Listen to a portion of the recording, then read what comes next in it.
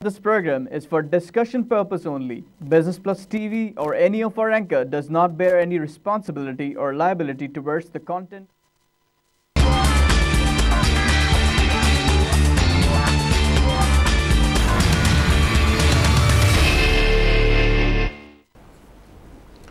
बिस्मिल्लाहिर्रहमानिर्रहीम, अस्सलाम वालेकुम।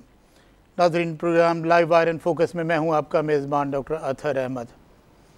आज हमारा मौज़ू गुफ्तगू challenges in pharmaceutical industries in Pakistan. Challenges तो गोया हमारे मुल्क के हर सेक्टर में बहुत सारे हैं, लेकिन अद्वियात साजी का शोबा ऐसे है कि जिसमें हम किसी तरह का भी रिस्क नहीं ले सकते। इसलिए कि किसी तरह का रिस्क लेने का मतलब है इंसानी जानों से खेलना, जो कि किसी सूरत में किसी मुल्क में किसी को गवारा नहीं होता। आज इन चैलेंजेस पर हम गुफ्तगू करेंगे और आज इस चैलेंजेस पर गुफ्तगू करने के लिए हमारे पास अद्वियात साजी के दो बड़े नाम मौजूद हैं। जाना पहचाना चेहरा जनाब शेख कैसर वहीद साहब का। कैसर वहीद साहब एग्जीक्यूटिव कमेटी के मेंबर हैं पाकिस्तान फार्मास्यूटिकल मैन्युफैक्चरर्स एसोसिएशन के। अद्वियात साजी के इदारे के सरबराही भी कर रहे हैं और काफ़ी तजुर्बेकार माशाल्लाह इस सेक्टर में और मीडिया में काफ़ी जाना पहचाना चेहरा। आपके साथ तशरीफ़ रखते हैं जनाब अरशद रहीम खान साहब। अरशद रहीम खान साहब मैनेजिंग डायरेक्टर हैं OBS health care private limited के। अद्वियात साजी में एक बड़ा पुराना तजुर्बेकार नाम। सर, आप दोनों की तशरीफ़ आवरी का बहुत बहुत शुक्रिया और बहुत शुक्रिया आपका कि आप लोगों ने अपनी मसरूफियात में से वक्त निकाला और हमें भी टाइम दिया। और मुझे यकीन है कि आपकी बातचीत से हमारे कैमरे के तवज्जो से देखने वाले नाजरीन भी फैज़याब होंगे। सर, मैं एक सवाल कर रहा हूं, लेकिन मेरा सवाल का डायरेक्शन आपकी तरफ या आपकी तरफ नहीं, दोनों की तरफ है। अब आप दोनों में से जो इसको मुनासिब समझते हैं जवाब दीजिए। सबसे पहले तो मैं बेसिक बात से शुरू नहीं कर रहा कि आप लोगों का इल्ज़ाम है कि drug regulatory authority of Pakistan जो है, जिसे ड्रैप के नाम से आप लोग पुकारते हैं, तो इसको आप मरूद इल्ज़ाम ठहराते हैं कि पाकिस्तान की अद्वियात साजी की बरामदात में कमी का ज़िम्मेदार ये इदारा है। तो ये आपका इल्ज़ाम है। यकीनन मैं ये नहीं पूछा कि कितना सच है या कितना गलत है। तो इसके बारे में मैं आपसे पूछना चाहूँगा कि क्या चीज़ है। पहले तो अवाम नास को ये बताना बहुत ज़रूरी है कि बिज़नेस प्लस वो इदारा है जो हमेशा पाकिस्तान के इकोनॉमिक मामलात जो हैं, माशियात के हवाले से जो प्रोग्राम, यानी जितने अच्छे प्रोग्राम इस चैनल पे होते हैं, शायद ही मेरा ख्याल है कोई इदारा इतना अच्छे प्रोग्राम कर पाते हैं। और हम हमेशा मशकूर रहे हैं कि हमारी आवाज़ पहुंचाने में इक़्तिदार को बड़ा मावन साबित हुआ है और हम इनके मशकूर हैं। अच्छा, जहाँ तक पाकिस्तान की फार्मास्यूटिकल एक्सपोर्ट का ताल्लुक है, देखें, सबसे पहले तो देखें, मैंने बड़े चैनलों पर और बार बार मैंने ये कहा है कि पाकिस्तान की फार्मा, जिसको हम फार्मास्यूटिकल इंडस्ट्री कहते हैं, सरकार उसको इंडस्ट्री मानने के लिए तैयार नहीं है। क्या मतलब सर इसका? अच्छा, अभी तो इंडस्ट्री का नहीं, उसका सीधा एक हल ये है कि पाकिस्तान की फार्मा इंडस्ट्री एक ऐसी वजारत के तहत की गई है जो जहाँ जो बेसिकली अस्पताल, नर्सेज, पोलियो वगैरह का फ्री का कॉन्सेप्ट है, वहाँ कि हर चीज़ मुफ्त दी जाए अवाम नास को। जहाँ तक उनके बजट भी आपको पता है 0.04% GDP का हेल्थ के लिए मुख्तस है, तो उसके लिए वो बेचारी वजारत क्या करेगी? वो तो अपने अफसरों में ही तनख्वाह बांट के बराबर कर देते हैं बजट। तो सरकार गरीब आदमी को ना पोलियो की वैक्सीन पहुंचती है, ना TB की दवा पहुंचती है।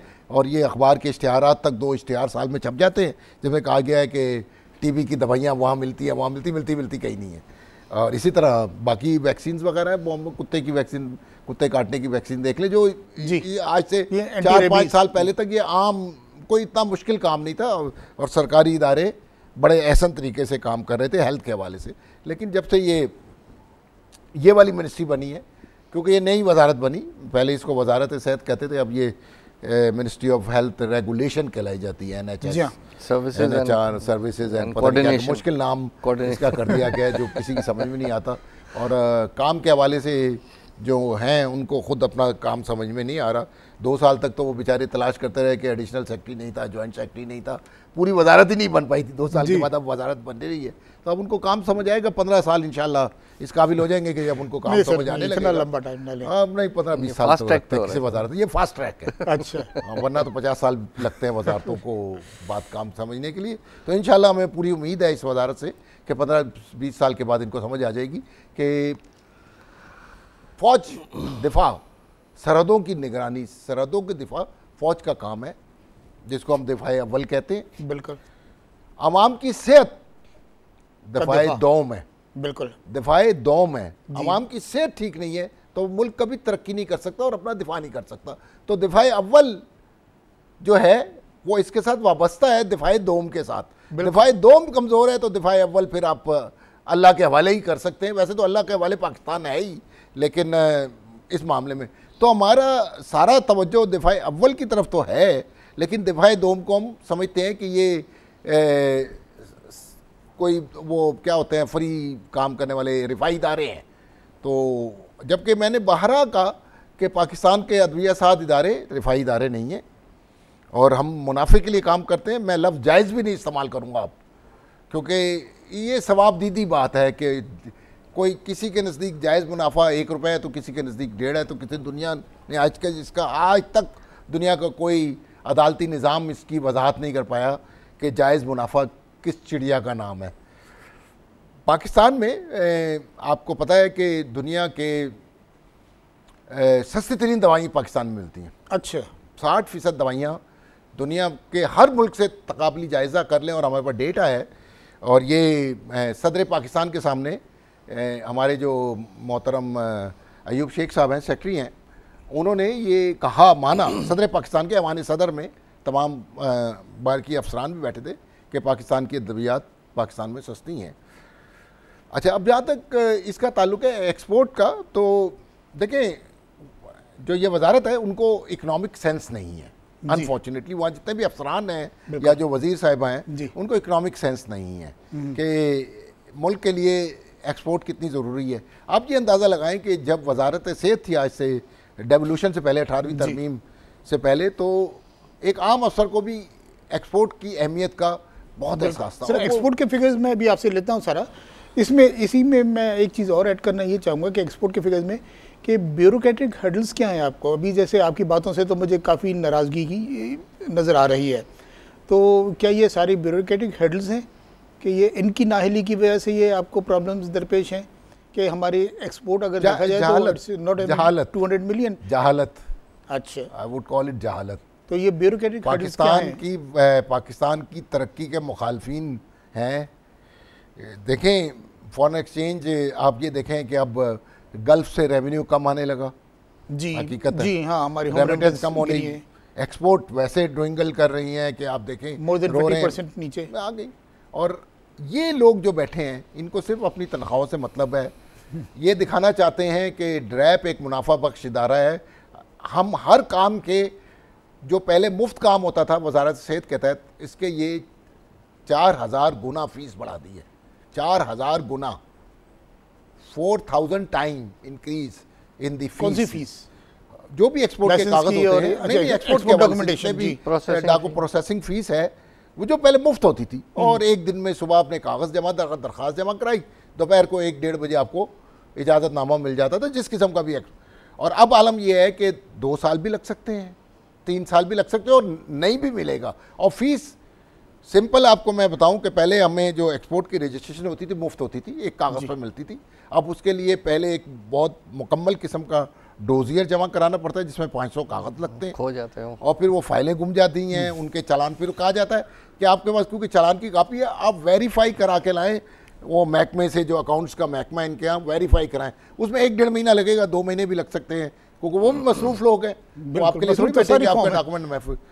तो एक्सपोर्ट का दूसरा ये जो वजारत है, मैं ड्रैप को नहीं कहूँगा, तो ड्रैप में फार्मासिस्ट हज़रात बैठे हैं जिनको बेचारे एक्सपोर्ट से कोई उनको पढ़ाया नहीं जाता, उनको इकनॉमिक्स नहीं पढ़ाई जाती, उनको आलमी बैनुल अक़वामी मामलात नहीं पढ़ाए जाते, फार्मेसी एजुकेशन में चीज़ें नहीं पढ़ाई जाती। तो बेचारे, मैं उनको इसलिए इतनी कोई बात नहीं करूँगा। ड्रैप में जितने भी हज़रात सारे फार्मासिस्ट हैं, कोई 3 साल की फार्मेसी करके आए, तो कोई 4 साल की, तो कोई 5 साल की, उनको नहीं इकनॉमिक्स का पता, वो बेचारे मतलब ठीक है, टेक्निकल फील्ड के हैं, टेक्नोक्रेट हैं। अरशद रईस साहब, इसमें मैं फर्दर अगर आपसे मैं ये पूछूं कि देखें ये शोबा नज़र आ रहा है कि निगलेक्टेड है, राइट?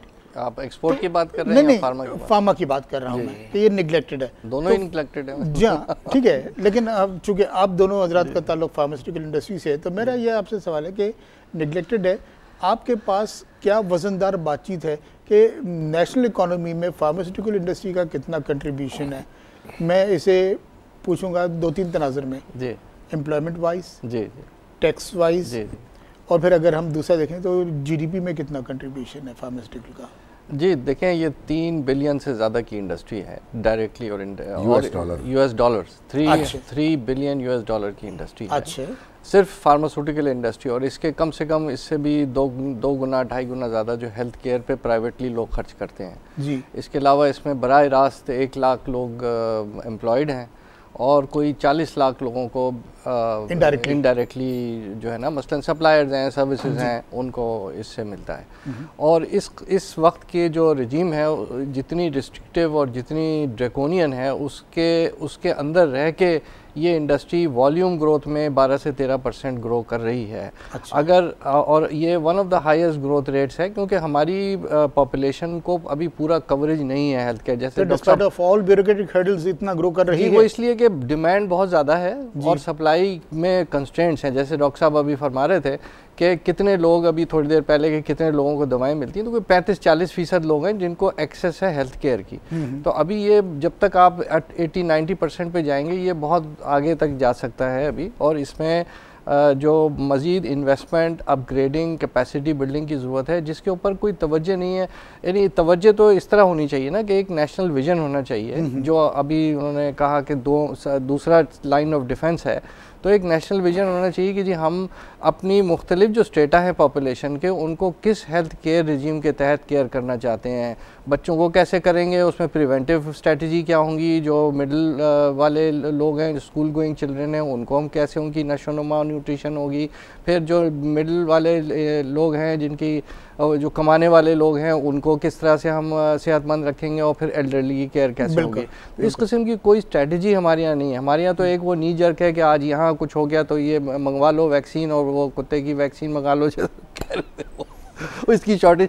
तो you know there is a lot of scope, there is a lot of scope directly and indirectly for this industry to grow, not only domestically to play a very large role economically and strategically यानी health care को बेहतर करने में, बल्कि export में। आपने अभी थोड़ी देर पहले हम बात कर रहे थे कि हमारे पड़ोस में, मैं यही चीज़ आपसे अभी पूछा, इसी में अगर मैं ये कंटिन्यू करूँ कि देखिए ये despite of all these hurdles, जी जी ये हर्डल्स हमारे नहीं, ठीक है, और मुल्कों में भी होंगे, ये नहीं होंगे, दूसरे होंगे, लेकिन कुछ ना कुछ हर्डल्स हर जगह मौजूद हैं।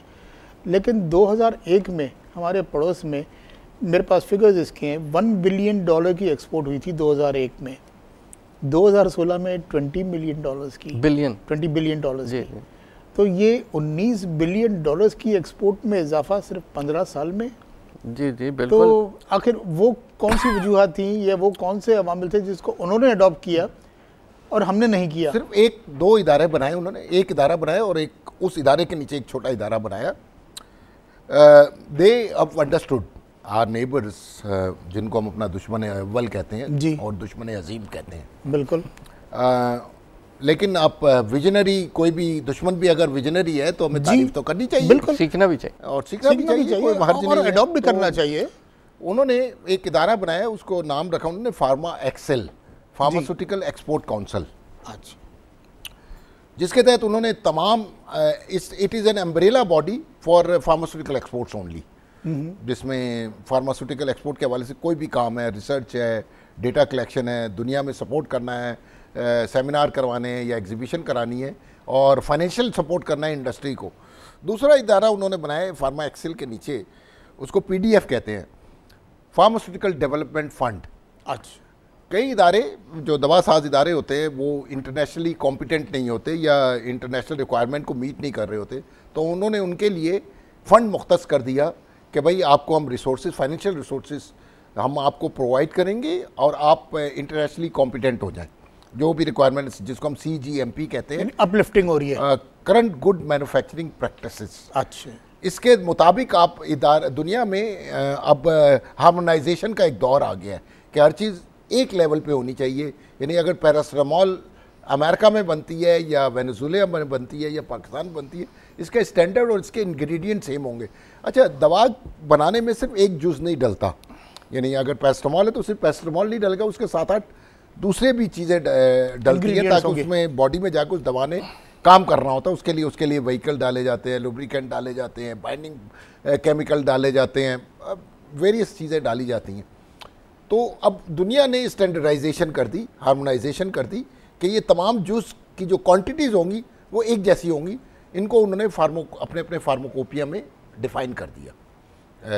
यूनाइटेड स्टेट फार्माकोपिया है, ब्रिटिश फार्माकोपिया है, इंटरनेशनल फार्माकोपिया, और दुनिया ने बाकी जो समझदार मुल्क हैं जहाँ तरक्की बेताशा हुई उन्होंने अपने अपने फार्माकोपिया बनाए। पाकिस्तान ने फार्माकोपिया अब तक नहीं बनाया, क्योंकि लफ्ज़ जहाँ समझदारी आती है, पाकिस्तानी बाहर जाके पाकिस्तान से बाहर तो बड़ा समझदार होता है, लेकिन बेचारा जब पाकिस्तान में आता है तो वो कहता है यार पाकिस्तान ने मुझे कुछ नहीं दिया, लेकिन पाकिस्तान ने बेचारा सब कुछ दिया होता है, लेकिन हम पाकिस्तान के लिए कुछ नहीं करने के लिए तैयार। ये जितने इदारे हैं, चाहे वो ड्रैप है, चाहे मिनिस्ट्री है, अरबों रुपया इन्होंने 4 साल में जमा कर लिया, अरबों रुपया, जिसका इनको खुद नहीं पता कि कितने पैसे जमा किए 4 साल में इंडस्ट्री को एक्सक्यूज करके।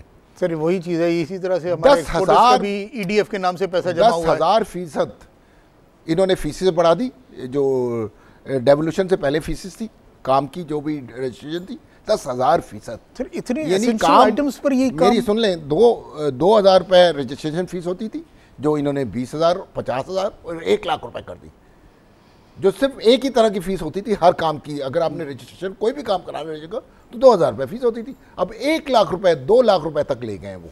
सर तो आपने फीसद आप कर रहे हैं रजिस्ट्रेशन की बात की, इसमें इशू जो है ना वो न सिर्फ ये कि फीस बढ़ाने का है, इशू ये है कि इंडस्ट्री को उसके एवज में क्या मिला जी, यानी प्रोडक्टिव कोई हमें एफिशिएंसी नहीं मिली, कोई ब्यूरोक्रेटिक जो वो होता है प्रोसेस उसमें कोई कमी नहीं हुई, कोई डॉक्यूमेंटेशन बेहतर हो जाती, कोई फैसिलिटेशन हो जाती, तो इंडस्ट्री को कोई इतराज़ नहीं है देने पे। दूसरी बात ये कि हमारे यहाँ एक स्पेक्ट्रम है इंडस्ट्री का, बड़ी कंपनियां हैं, मिडिल कंपनियां हैं, छोटी कंपनियां हैं, तो उनको मदद की ज़रूरत है। जो छोटी कंपनियां हैं उनको मदद की ज़रूरत है कि वो अपनी अपग्रेडेशन में कर सकें, और जो बड़ी कंपनियां हैं उनको फैसिलिटेशन की ज़रूरत है कि वो ट्रेड में आगे बढ़ सकें। तो लिहाजा इसमें हुकूमती और इसमें जो इकोनॉमिक मावनत है वो उसकी बड़ी सख्त ज़रूरत है। सर ये अभी जो रजिस्ट्रेशन की आपने बात की कि फ़ीस इतनी बढ़ा दी गई है, एक तो ये भी एक मसला चला आ रहा है कि आप लोगों के लाइसेंस के रिन्यूअल में भी बहुत अननेसेसरी डिले हो रहा है, जिसकी वजह से कुछ बेसिक बुनियादी अद्वियात साजी में रुकावट पैदा हो रही है। किस हद तक दुरुस्त है और ये क्यों है? बेसिक मेडिसिन लाइसेंस के रिन्यूअल में डिले है, वो भी है, डिले भी है, और उसकी वजह से अगेन कैपेसिटी की बात है कि हमारे पास कितने लाइसेंस यूनिट्स हैं जी, और उनके लिए आपके पास कितने इंस्पेक्टर्स हैं, अच्छा, जो जाके इंस्पेक्शन करेंगे अपनी रिपोर्ट देंगे। तो there is a huge gap कि जिसके अंदर कितने अरसे में आप ये कैसे करेंगे। और दूसरी तरफ जो है वो यानी एक तो ये बहुत बड़ा गैप है, और दूसरी तरफ ये है कि एसेंशियल ड्रग्स की अवेलेबिलिटी में सिर्फ इसी का दखल नहीं है, ये तो एक हर्डल है। एसेंशियल ड्रग्स में इशू ये आ रहा है कि एसेंशियल ड्रग्स वो होती हैं जो आम इस्तेमाल की होती हैं, यानी सस्ती, आमतौर से सस्ती दवाएं होती हैं, उनकी कीमत लागत पिछले 15 साल में कई गुना बढ़ गई। अच्छा, यानी अपने स्टैटिस्टिक्स के मुकाबले में ही अगर आप लगा लें तो जो इदारे ने ख़ुद तैयार किए हैं तो 100% के करीब तकरीबन जो लागत है वो बढ़ चुकी है। तो अगर वो अफोर्ड नहीं कर सकेगी कोई इंडस्ट्री और नहीं कर पाएगी, तो लिहाजा वो आहिस्ते आहिस्ते यानी वो बनाना छोड़ देंगे। इसमें पिछले 15 साल की प्राइस इंक्रीज ना मिलने में पूरी इंडस्ट्री की प्रॉफिटेबिलिटी जो है ना वो बहुत गिर चुकी है। प्रॉफिट किसी हद तक अभी मेंटेन नहीं, मतलब किसी तरह से वो बरकरार रखते हैं नई प्रोडक्ट्स नहीं करने में, लेकिन उसका जो नुकसान हो रहा है ना वो ये कि ये जो आम आपने बताया अद्वियात ये बाज़ार से ख़त्म हो सकती हैं। एक जो सबसे अहम बात मैं करना चाह रहा था, मैं अभी आपसे कह रहा था कि आजकल मीडिया में, आज सुबह भी मैं एक अखबार पढ़ रहा था, बहुत बड़ा इदारा है, कि पाकिस्तान में अद्वियात की कीमतें 300% बढ़ गई। ये हुकूमतों के एक हथियार होते हैं, इनको हम कहते हैं कोवर्ट एक्शन, जी खुफिया, कि तवज्जो हटा दो आवाम की कि आटा महंगा हो रहा है, क्योंकि उसमें आटा के जो एग्रीकल्चरलिस्ट हैं वो ऐवानों में बैठे हुए हैं, तवज्जो हटा दो, आटा महंगा हो रहा है, सब्ज़ी महंगी हो रही है। अब अंदाज़ा लगाएं 100 रुपये किलो टमाटर हो रहा है, धनिए की गड्डी 100 रुपये की हो रही है, अंडा महंगा हो रहा है, मुर्गी महंगी हो रही है, गोश्त पे 800 साढ़े 800 रुपये किलो हो गया, 800 साढ़े 800 रुपये किलो।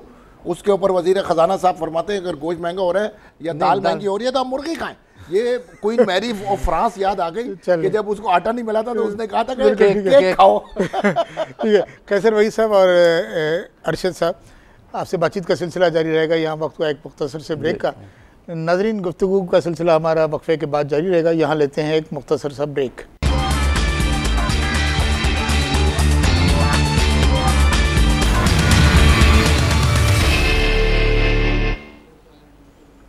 नाज़रीन, प्रोग्राम लाइव आर एंड फोकस में दोबारा खुशामदीद। हम अपनी बातचीत का सिलसिला जारी रखते हैं अरशद रहीम साहब से और डॉक्टर कैसर वहीद साहब से। सर, एक वज़ीर तिजारत की एक प्रेस कॉन्फ्रेंस थी अभी हाल ही में, और इसमें उन्होंने कहा है कि एक स्ट्रेटेजिक ट्रेड पॉलिसी फ्रेमवर्क एक बनाया है और ये एक इंसेंटिव है फार्मास्यूटिकल इंडस्ट्री के लिए और इससे आप लोगों को फ़ायदा उठाना चाहिए।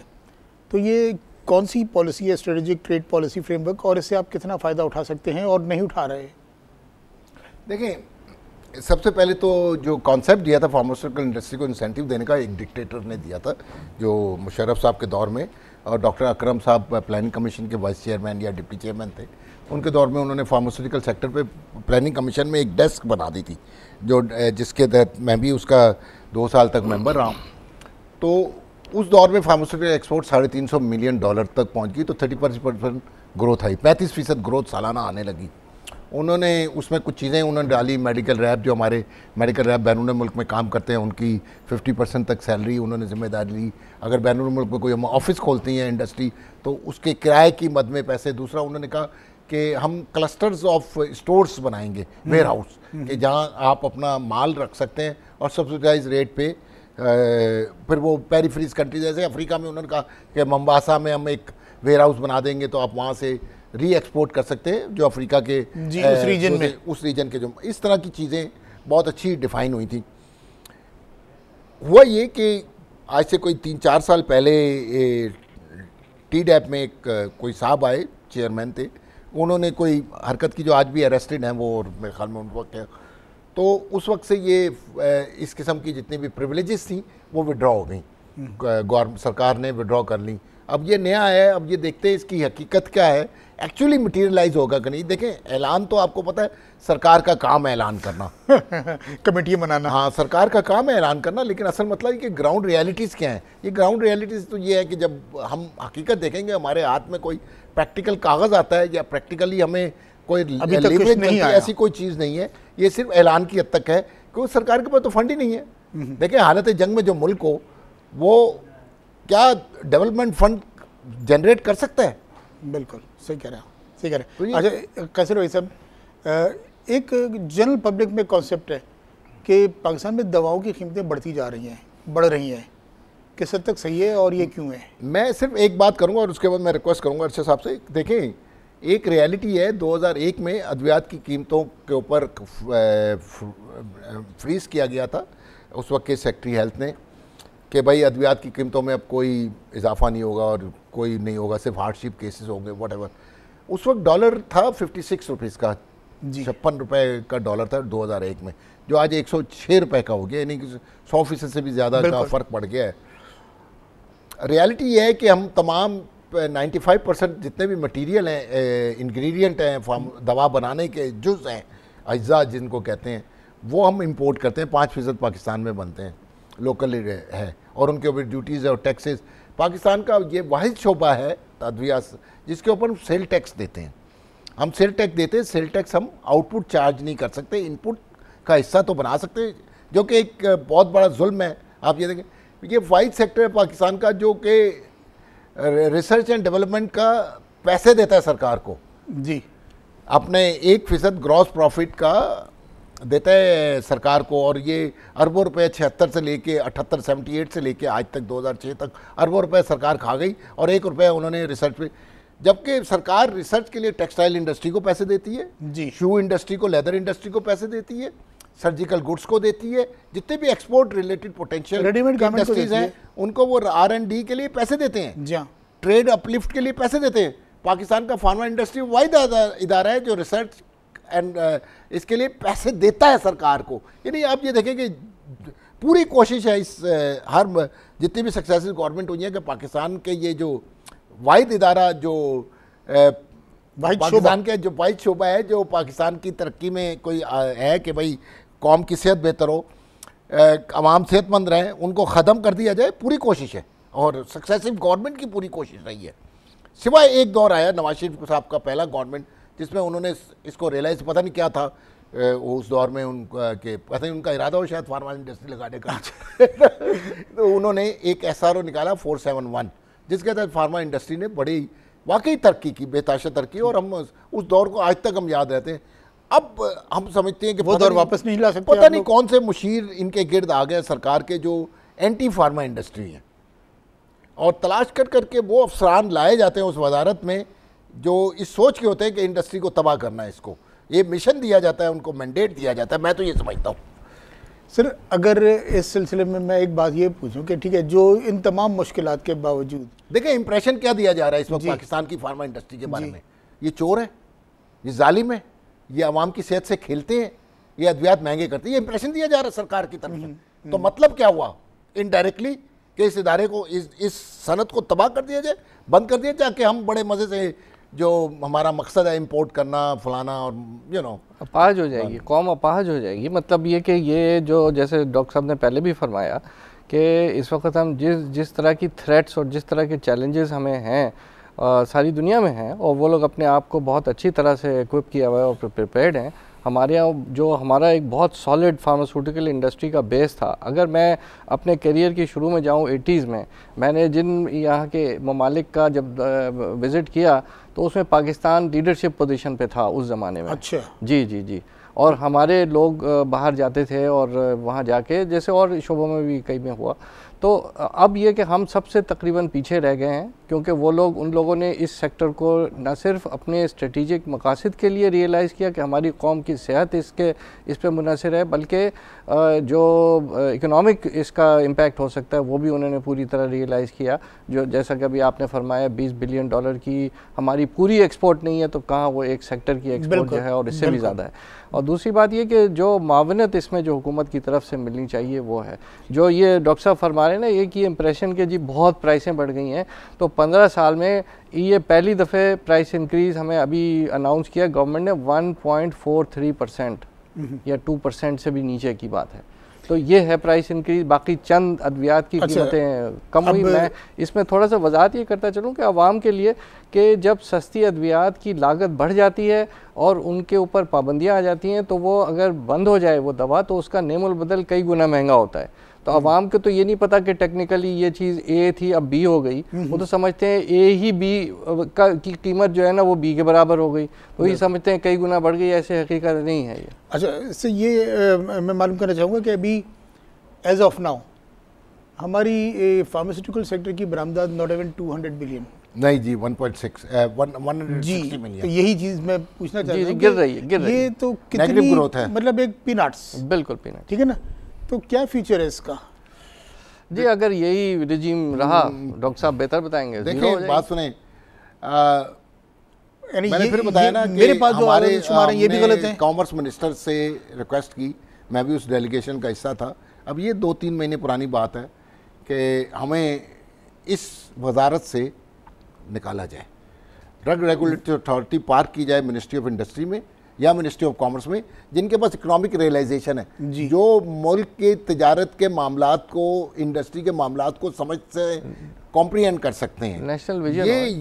ये जो वजारत है अनफॉर्चुनेटली ये कॉम्पिटेंट नहीं है इस मामलात को समझने की। उनको ये वजारत सेहत की बात कर रहे हैं, अगर है वजारत सेहत की बात करें, नाम ने याद वजारत सेहत, वजारत सेहत तो नहीं है, क्योंकि कौम की सेहत का तो हाल आपको देख रहे हैं, अस्पतालों में जाके देख लें, उनके इस्लामाबाद के अस्पतालों में देखें कि पॉली क्लिनिक और पेम्स के क्या मामलात हैं और बाकी जो मामलात हैं सारे देख लें। क्या पाकिस्तान की एक लेबॉर्ट्री वो इस काबिल नहीं बना सके, आज तक अरबों रुपए का इंडस्ट्री से ले लिया कि भाई इंटरनेशनल लेवल की एक लेबॉर्ट्री रोज़ आता है कि जी WHO वाले आ रहे हैं तो फलाने आ रहे हैं, हमारी कैपेसिटी बिल्डिंग हो रही है, हमारा यूँ हो रहा है। अरे भाई ऐसा क्या है कि जिसके लिए आपको एक पाकिस्तान की एक इंडस्ट्री है जिसने 1 साल के अंदर अंदर WHO और पिक्स क्वालिफाइड लेबॉर्ट्री बना ली। अच्छा, पाकिस्तान की कराची की एक लेबॉर्ट्री बहुत बड़ा इदारा है फार्मास्यूटिकल का, और हम बड़े प्राउड हैं। अच्छा, आज दूसरा आप ये देखें, आज ही की खबर, हमारी एक पाकिस्तान की इंडस्ट्री है उन्होंने जाके फ्रांस में एक इदारा खरीदा, अदवासाज इदारा। तो फ्रांस के सदर ने, होलैंडे, जी जी बिल्कुल, उन्होंने उन्हें बुलाया दावत पे कि बहुत शुक्रिया आप फ्रांस में आके इन्वेस्टमेंट कर रहे हैं। दो मुल्कों का तजाद देखें कि पाकिस्तानी जाके फ्रांस में अगर इन्वेस्टमेंट करता है तो वहाँ का सदर उसको इज्जत देता है और वो कहता है कि मैं आपके इदारे का खुद इफ्तिताह करूंगा। और पाकिस्तान में पाकिस्तानी इन्वेस्टमेंट करता है तो उसके लिए सोचा जाता है इसको 10 बड़ी करोड़ कॉमन सी तस्वीर है कि गले पे 10 हाथ रखकर 10 करोड़ रुपए जुर्माना लगाया जाए, 25 साल की कैद दी जाए। हर गवर्नमेंट, हर सूबाई गवर्नमेंट, फेडरल गवर्नमेंट ये सोच रही है कि दवासाज के मालकान को 25 साल के लिए जेल भेज दो, 10 करोड़ रुपए के जुर्माने लगाओ, ये करो वो करो। ये पाकिस्तान की सोच है। कैसर साहब, मैं इसे एक आगे बढ़ते हुए एक सवाल करना चाहता हूँ। जैसे अभी हमने कहा कि $200 मिलियन की भी नहीं है, इससे भी कम हो गई है एक्सपोर्ट। अच्छा, अगर इसका मैं आप लोगों से ये पूछूं कि आप लोगों ने इसमें क्या किया कि कोई नई मंडियाँ तलाश नहीं की? फार्मास्यूटिकल एक्सपोर्ट डेस्टिनेशन हमारी सिर्फ गिनती के अफ्रीकी ममालिक हैं, श्रीलंका और वो भी नहीं रहेंगे क्योंकि जो डॉक्टर साहब जैसे फरमा रहे हैं ना, वो एक स्टैंडर्ड पे आ रहे हैं वो लोग सारे जी। तो वो जब तक हम अपना स्टैंडर्ड उस पर अपग्रेड नहीं करेंगे और उस स्टैंडर्ड पे इंटरनेशनल पे नहीं आएंगे तो बजूज उसके कि किसी की इंडिविजुअल एफर्ट हो, एक कंपनी, 2 कंपनी, 6 कंपनियां, वो तो एक अलग बात है। लेकिन एज ए सेक्टर को आपको आगे लाने के लिए एक बाकायदा एक पॉलिसी होनी चाहिए कि हम इनको इस तरह से मुआवनत देंगे ताकि वो सब लोगों को एक यकसा मौका मिले कि वो अपनी एक्सपोर्ट बढ़ा सकें। तब तो आप ये सवाल कर सकते हैं कि जी आप क्यों नहीं बढ़ा सकते, आपने क्या इसमें रोल प्ले किया। तो इंडस्ट्री को तो एक्चुअली थ्रॉटल, वो क्या कहते हैं उसे, मतलब जब तक गला घोटा जा रहा है। हमारी ये इदारा ड्रग रेगुलेटरी अथॉरिटी आज़ाद नहीं होगा क्लंच, ब्यूरोक्रेटिक क्लंचेस से, मुझे डर है कि पाकिस्तान के जितने बड़े इदारे हैं, जो इस वक्त 7 बड़े इदारों ने बैरून मुल्क इन्वेस्टमेंट शुरू कर दी है जी, और वो यहाँ पाकिस्तान से अगर इसी तरह उनको तंग किया गया तो पाकिस्तान से भाग जाएंगे और छोटी मोटी इंडस्ट्रियाँ रह जाएंगी। वो फिर इसी तरह का जो म्यार के मामलात होंगे और इस तरह का होगा। मुझे खौफ ये है कि ये जब तक इस रैप को आज़ाद नहीं किया गया क्लंचेस से, आपको छोटी छोटी बातों के लिए, मुझे पता है मैं क्योंकि वहाँ जाता हूँ, कि छोटी छोटी बातों के लिए हम जब पूछते हैं कि भाई इस मामले की क्या हुआ कि जी वफाकी गवर्नमेंट को भेज दिया गई है फाइल जी, वफाकी गवर्नमेंट को फाइल भेज दी गई, तो वो अदारा काम कैसे करेगा? अच्छा, एक बताए, बैनुल-अक़वामी अगर तौर पर हम ये देखें तो पाकिस्तान की अद्वियात की बरामदात में इजाफा हो सकता है कि अगर हम फार्मास्यूटिकल इंस्पेक्शन कन्वेंशन के मेंबर बन जाएं तो। जी पिक्स के, जी जी बिल्कुल नहीं, ये बनते हैं नॉर्मली। मैं आपको बता दूं, पिक्स का जो तरीकाकार है वो रेगुलेटरी बॉडीज़ जी बनती हैं कि भाई उनका म्यार, जो इंस्पेक्शन का म्यार है, जो यानी ड्रग इंस्पेक्टर है, जैसे जो ड्रैप है, ये पिक्स के मेंबर बन सकती है। दूसरा, मेरी इंडस्ट्री पिक्स क्वालिफाई हो सकती है कि मैं अगर चाहूँ कि मलेशिया जैसे पिक्स का मेंबर है या कनाडा पिक्स का मेंबर है, तो मेरा इदारा उस मुल्क में एक्सपोर्ट करना चाहता है, मैं वहाँ अप्लाई कर दूँगा कि भाई मैं ये दवा आपके मुल्कों में करना, तो वहाँ का इदारा जो पिक्स क्वालिफाई इदारा होगा, अच्छा, वो आके मेरी इंस्पेक्शन करेगा तो मेरी फैक्ट्री भी पिक्स क्वालिफाई हो जाएगी। अच्छा, ये ISO की तरह से, जैसे एक नहीं, ISO इज अ डिफरेंट, ये ISO नहीं है। पिक्स का ये है कि मलेशिया फॉर एग्जांपल है, मलेशिया का जो रेगुलेशन है, रेगुलेटरी बॉडी जो है, जैसे ड्रग रेगुलेटरी बॉडी, वो पिक्स क्वालिफाइड है।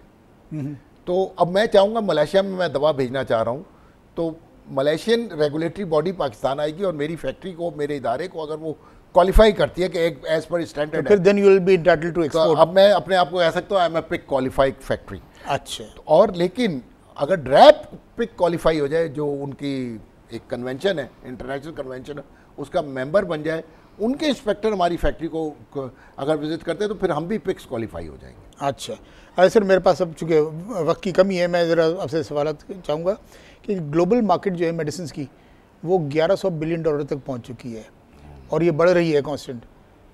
उसमें हमारा पोर्शन कितना है, हम कितना बढ़ रहे हैं? जी, हम उनकी ग्रोथ से हमारी ग्रोथ ज़्यादा है, तकरीबन हमारी ग्रोथ 3 गुना ज़्यादा है, लेकिन हमारी जो साइज़ है वो बहुत छोटा है। देखिए पाकिस्तान वर्ल्ड मार्केट में हमारा क्या कंट्रीब्यूशन है? देखिए मेरी $3 बिलियन। डॉक्टर साहब, मैं एक बात बताऊं, दुनिया के जो दवासाज बनाने वाले मुल्क हैं, और दुनिया का हर मुल्क दवासाजी नहीं करता, ये मैं बता दूं। जी जी, जो यूनिट वाइज हम 6ठे नंबर पर हैं प्रोडक्शन में। अच्छा, यूनिट जितने प्रोड्यूस होते हैं जी 6ठे नंबर पर हम हैं, और प्राइसिंग में हम 60वें नंबर पे हैं। अच्छा, बहुत बड़ा गैप है। यूनिट हम इतने ज़्यादा बनाते हैं और कीमतें हमारी इतनी कम है कि हम 60वें नंबर पर हैं। 59 countries of the world are higher in the pricing per pack to pack size जी। में दुनिया की, जबकि हम 60वें नंबर पर हैं। तो ये बातें एक्चुअली, ये जो अखबारात में खबरें लीक की जाती है ना, ये सरकार जानबूझ के लीक करती है तवज्जो उठाने के लिए। कौम ये ना पूछे कि यार मुर्गी क्यों महंगी हो गई, दाल क्यों महंगी हो गई, आटा। देखिए डबल रोटी आधे पाव की, पहले तो आपको पता है पाव का पेड़ा होता था, वो भी 2 रुपए की रोटी या 1 रुपए की रोटी मिला करती थी। आज आपको पता है 10 रुपए की रोटी है आधे पाव की। बिल्कुल, तवज्जो उठाने के लिए कि अवाम 10 रुपए की रोटी का सवाल ना करें, ओ दवाइयाँ महंगी हो गई, दवाइयाँ महंगी हो गई। ये कोवर्ट एक्शन किया जा रहा है। फार्मा इंडस्ट्री अपनी नालायकी, नाअहली से तवज्जो उठाने के लिए अवाम की दवाओं की तरफ मोड़ा जा रहा है, ताकि कोई यार एक दवा, अगर दवाएं नहीं भी मिली पाकिस्तान की, 2-4 लाख लोग मर भी गए दवा ना मिलने से, क्या फ़र्क पड़ेगा, कोलेटरल डैमेज ही होगी ना। अच्छा सर, इस सिलसिले में बताएं कि आपकी एक एसोसिएशन है, पाकिस्तान फार्मास्यूटिकल मैन्युफैक्चरर्स एसोसिएशन, बदकिस्मती मैं उसका एग्जीक्यूटिव मेंबर हूँ, कमेटी के मेंबर भी हैं आप इसके। ये इदारा रिसर्च एंड डेवलपमेंट के लिए क्या कर रहा है? देखिए अभी तो हम लोग लड़ रहे हैं जंग अपनी इंडस्ट्री बचाने की। अवाम को हम अवाम की जंग लड़ रहे हैं। कब से लड़ रहे हैं? लोग ये समझ नहीं रहे कि अवाम को हम बताना चाह रहे हैं कि फार्मास्यूटिकल मैन्युफैक्चरिंग एसोसिएशन अवाम की जंग लड़ रहा है। हम चाह रहे हैं कि अवाम को अद्वियात मिलती रहे, हम चाह रहे हैं अवाम को अच्छी दवाएं मिलें, हम चाह रहे हैं अवाम को सस्ती दवाएं मिलें। सर्वाइवल की जंग में सस्ती का जो कॉन्सेप्ट है ना, ये बड़ा एक अजीब व गरीब कॉन्सेप्ट है। वही वाली बात है कि एक समझा नहीं सकता कोई भी सस्ती क्या है। हम ये कहते हैं कि अगर दवा अवेलेबल है तो वो सस्ती है, अगर दवा अवेलेबल नहीं है तो वो सस्ती नहीं है। मैं मिसाल के तौर पे कोई दवा कर दूं, 1 रुपए उसकी कीमत कर दूं, वो अवेलेबल नहीं हो, हाँ, बेकार है, तो फिर वो क्या ना सस्ती ना महंगी। नहीं सर, मेरा सवाल रिसर्च एंड डेवलपमेंट की तरफ कि हेल्थ पे देखिए, एक मैं बताऊं, एक बड़ा लतीफ़ा, मैं आजकल हमारी बड़ी डिबेट चल रही है हमारे अपने मेंबरों के दरमियान में कि हम अरबों रुपए सालाना सरकार को देते हैं R&D का, रिसर्च एंड डेवलपमेंट का, अरबों रुपए, 1% ऑफ आर CRF। आप 300 अरब रुपए का 1% निकालें, कितने हो गया भाई तुम्हारी? सर जितना भी हो गया, 3 साढ़े 3 अरब, 3-3.5 अरब रुपए सालाना, 3-3.5 अरब रुपए सालाना जी हम सरकार को देते हैं रिसर्च एंड डेवलपमेंट। टका नहीं खर्च करते। वो कहाँ जाते? एक मीटिंग हुई पॉलिसी कहाँ जाता है आपके पॉलिसी बोर्ड की मीटिंग, उसमें ये फैसला हुआ कि ये क्योंकि हमारे पास पैसे बहुत जमा होंगे रिसर्च, तो ये सरकार के बॉन्ड में लगा दिए जाए। रिसर्च एंड डेवलपमेंट में ना लगाए जाए, सरकार के बॉन्ड में लगा दिए जाए, ताकि इससे मुनाफा कमाया जाए। यानी ये जो इदारा बन गया है ड्रैप, और ये जो मिनिस्ट्री बन गई है, ये इंडस्ट्री से पैसे लेके अपने लिए मुनाफे का इदारा बनाना चाहती है। मेरे ये कॉन्सेप्ट दुनिया में कहीं नहीं। ठीक है, अगर ये मुनाफे का भी जगह लगा ले तो वो मुनाफा भी इसमें खर्च करें रिसर्च एंड डेवलपमेंट में। देखें, ये सरकार के पास का तो कोई, देखें मैं ये चैलेंज पहले भी कर चुका हूँ, मैं सरकार को चैलेंज कर रहा हूँ कि रिसर्च एंड डेवलपमेंट का 1 पैसा ये अपनी मर्जी से नहीं खर्च कर सकते, और अगर ये खर्च करेंगे, और मैं आज फिर इनको चैलेंज कर रहा हूँ, हम इनको कोर्ट ऑफ लॉ में ले जाएंगे और इनसे वसूल करेंगे, सूद दर सूद वसूल करेंगे, 76 का सूद भी हम वसूल करेंगे इनसे इंशाअल्लाह। तो सर अब ये फकदान आप कह रहे हैं कि रिसर्च एंड डेवलपमेंट का है, जबकि मेडिकल का शोबा और अद्वियात साजी का शोबा तो ऐसे है कि ये तो बुनियादी शोबा है। इसके बगैर आप इंसानी सेहत, आपने जो इसे दिफाए दोम कहा, मैं तो कहूँ दिफाए अव्वल ये है, इसलिए कि जो दिफाए अव्वल जो है उनकी भी तो सेहत की ज़रूरत है, उनकी भी तो आर्मी मेडिकल कोर AMC क्या चीज़ है, तो आखिर वो भी तो यही चीज़ है ना। तो दिफाए अव्वल ये है, इसलिए कि जान है तो जहाँ है, जब जान नहीं तो फिर दिफा कौन करेगा? ना जो समझना नहीं चाहते, अब ये तो मैं कहूँ उनको समझाएं जो समझना नहीं चाहते। ये हमारे लिए भी डायलेमा है, बहुत समझाना चाह रहे हैं खुदा के लिए इस इदारे को, इस शोबे को आप सनत का दर्जा दें, सनत माने, सनत के तौर पे हमें मुनाफा कमाने की इजाजत दें। बहुत शुक्रिया सर, बहुत शुक्रिया सर। अरशद रहीम साहब आपकी तशरीफ आवरी का, कैसर भाई साहब आपकी तशरीफ आवरी का शुक्रिया, डॉक्टर साहब आपका शुक्रिया, बहुत शुक्रिया सर आप लोगों की तशरीफ आवरी का। नाजरीन, गुफ्तगू आप सुन रहे थे कि क्या चैलेंजेस दरपेश हैं हमारी फार्मास्यूटिकल इंडस्ट्री को। यहाँ गुफ्तगू से तो ऐसे ही लग रहा है कि शायद 2 प्रोग्राम और कर लें तो वो चैलेंजेस हम पूरे आवाम तक नहीं पहुँचा सकते, लेकिन बहरहाल आवाम को हक हासिल है कि हर शोबे की मालूमात हासिल करें। हमारे आज के प्रोग्राम का वक्त ख़त्म हुआ, आपसे इजाज़त चाहते हैं। अल्लाह हाफ़िज़।